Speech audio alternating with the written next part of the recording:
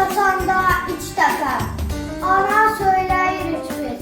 Ana dili Allah'ın bizim hiç dersini. Ana dilim sendedir. Algın etri içmedi. Erek okumasının derdi senden dil açmış.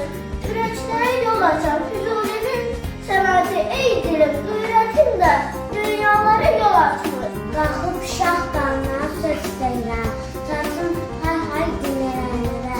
Mən naçör deyirəm, natiş deyirəm. Öz ana dilini bilməyənlərə. Şirinlikdə şərbət kimidir. Sağlığı qorunan səhər kimidir. Anamız vətən də qürbət kimidir. O da ana dilimiz bilməyənlərə.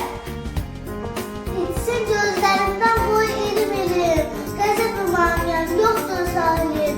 İlan zəhərindən acıdır dilim. Öz ana dilini bilməyənlərə. Bəlkə el qola qılar. Zirvəyə uçmalar, bir dana qılar.